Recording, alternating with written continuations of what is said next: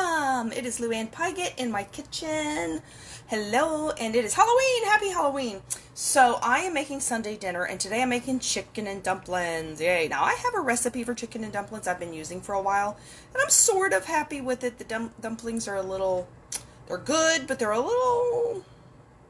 they fall apart a little bit. So I saw this recipe on Facebook. I don't know if you've ever watched this woman. Her name is Brenda Gant, and she is a woman in Alabama, an older lady that she makes all kinds of country cooking, and she has a recipe for chicken and dumplings, and this is her recipe. And I have never made her recipe. I've never even tried it, but it looks a little similar to what my grandmother said she used to do with her chicken and dumplings, and she didn't have an exact recipe, and neither does this lady.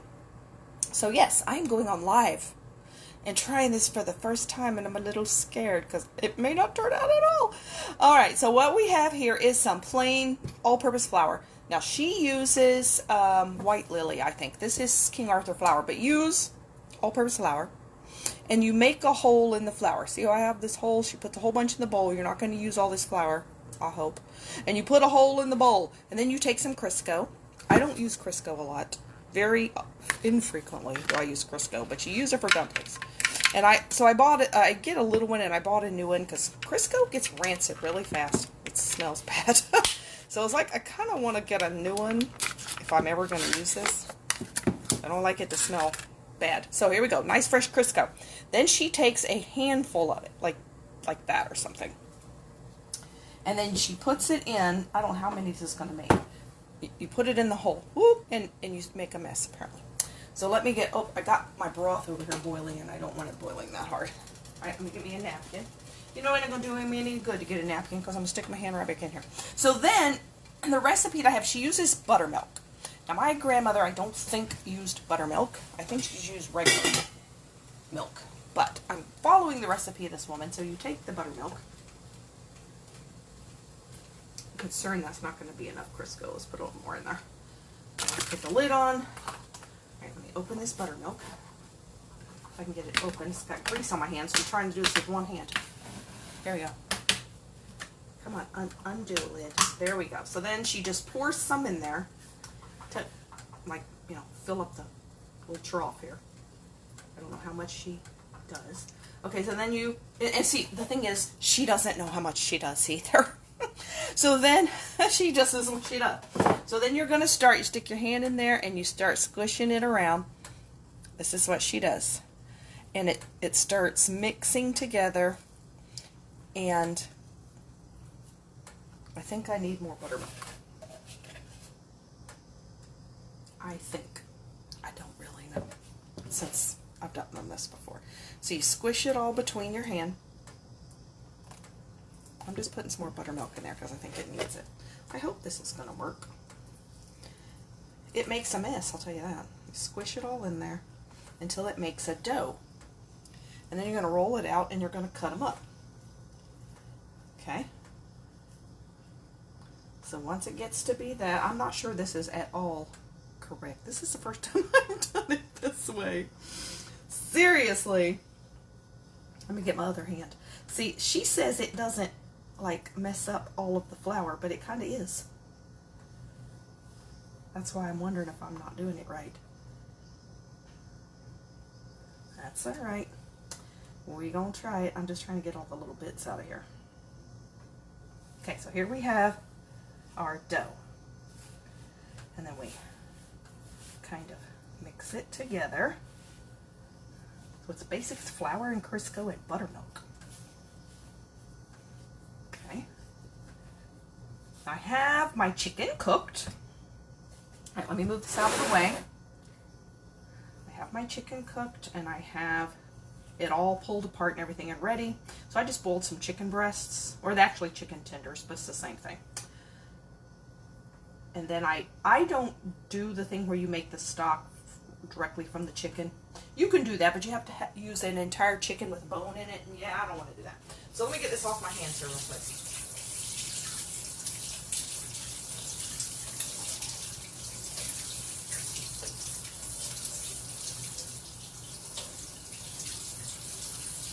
I don't know if I needed more buttermilk in that or not. I cannot tell. But we're going to try this and see. It looks like dumpling dough. All right, so I'm gonna put some flour. Can you see over here? Yeah, you kind of can. Some flour down on my counter. Pick that up, put flour under, kind of pat it out. Doesn't want to really stay together.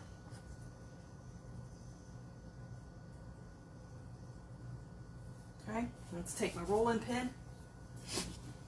See if I can't roll it. Let us see what happens.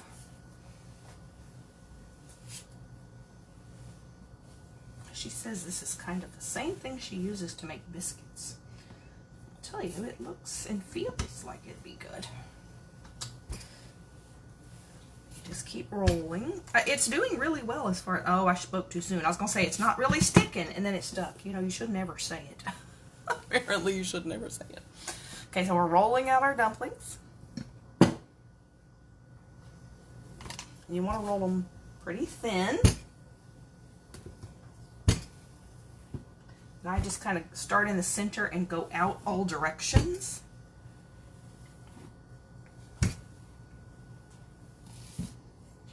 Now tell me, why is it when you're doing something like this and you have your hands in this, that's when your nose starts itching? Why is that? Well, it's just going to have to itch then. It's doing a really good job of not sticking real bad, so you can always put a little more flour on it to make sure. So rolling them out. This looks like a pretty good amount here, so. Now the fact that it's like split over here, oh, like that is not gonna mean anything. Won't hurt a thing. It just came apart, so we'll go with that. This only takes about 10 minutes to cook, but see, they're better if you make them the night before. And then they absorb the flavor better. So this is for tomorrow's dinner after, you know, church time. And there we go. All right, so let me get this off my hands again. Hold on. So I have my broth on the stove. I brought it to boiling and then I turned it down, but I'm gonna bring it back up. So then you want to cut your dumplings in strips. You can cut them in whatever size you want. I kind of like to make them bite size. Otherwise, here's my little spatula. Otherwise you have to, you know, cut them when you're trying to eat. So I like to use this to cut them because it's so easy. So just go and lines here. You can use a knife. You can use whatever you want, but this just rolled. This is kind of fun. And better to make them all the same size, but I'm not being that perfect here. Make them kind of similar size. Because that way, you know, they can cook closer to the same. Okay, here we go. You see how easy this really is. Then you go across. Now, like I said, I make them a little smaller than my grandmother did. She used to make them pretty long. But then it was real hard to get the whole thing in your mouth, so I prefer like closer to bite size. That way you're not choking yourself on a dumpling. Or trying to cut it in half with a spoon. Okay, there we go. That works really well. You can flour it if it sticks, but this isn't sticking at all. All right, so let me turn my broth back up on high so it's boiling. And then what I'm going to do is I'm going to take this spatula and I'm going to just pick them up like this, so I have a bunch of them here. So let's turn this around here. Actually I'm going to, you know, I did never turn my light on. There we go. Try to turn it on so it shows better, and you don't see a thing there, do you? There we go. Oh, look, you can see nothing. And there's my pot. Let me see if I got it boiling. All right, it's just about to boil again. So you bring it to a boil, and then you're just going to drop these dumplings in, and then they will cook for like 10 minutes. Is all. And poof, chicken and dumplings. So I am real anxious to see how this recipe turns out, because this is the first time I've made this exact recipe.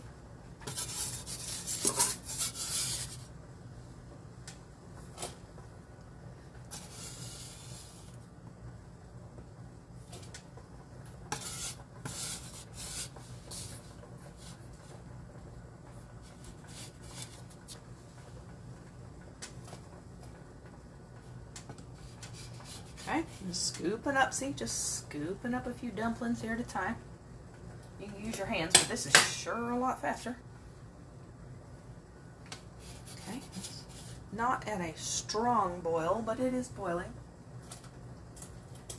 But this isn't cold. Well, I guess it is a little cold because I am using the buttermilk that was in the refrigerator. So they're a little cold. I'm trying to get it to be at a strong boil. So come on, boil over here. So I have 2 containers, you know, 2 of those boxes of chicken broth in here. And I have like 3 chicken breasts size. It's actually chicken tenderloins. So it's 6 chicken tenderloins that I used. And I have the chicken. Oh, I was going to show you. There we go. So I have the chicken already all pulled apart and everything. And the chicken's already cooked. So I don't need to cook the chicken. I'll just need to put it in the pot at the end. All right, come on already. Strong boil. There it goes.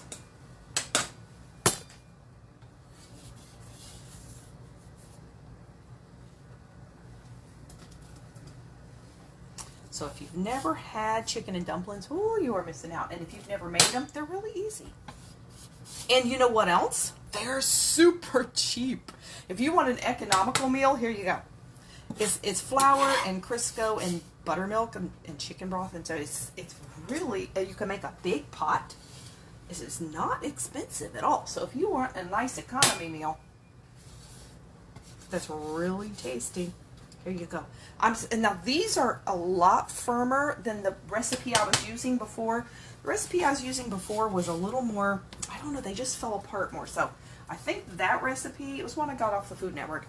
It must have been missing something, or a little, yeah, it just wasn't a good ratio or something. I know I followed the recipe, but I think this is better. I don't know what it tastes like yet, but they don't stick to the counter, and they're nice, firm dumplings. So I'm thinking these are going to be good. I hope so. We're going to find out. When we are done, then we shall know. 10 minutes.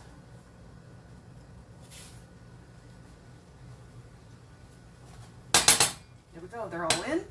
So we're going to reduce this to a simmer, set my timer for 10 minutes. And then we'll add the chicken in, and poof, instant dinner. Like I said, now this is a meal that tastes better the next day because it absorbs the flavors. But there you go. There's a very easy chicken and dumpling recipe that I hope is going to turn out good. My first time with this exact recipe.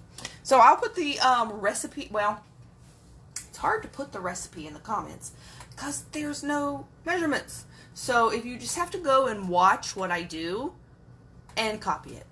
And you can just kind of see how much I use. So I will post a copy of the finished product and let you know how it turned out. And tomorrow morning, I'm going to bake an apple crumb pie. Because the apple pie actually tastes better the day you make it. Because it's nice and fresh and hot. Oh, it's going to be so good. So apple crumb pie, perfect for fall, will be made in the morning. And I'm probably going to make some squash tomorrow too. So I'll do those tomorrow, but this will be ready for tonight. I love to do dinner this way, so I have half of it done Saturday, do the rest Sunday. Don't have a whole lot of work at any one time. So you have a good night, and until the next cooking time, I'll see you later. Bye.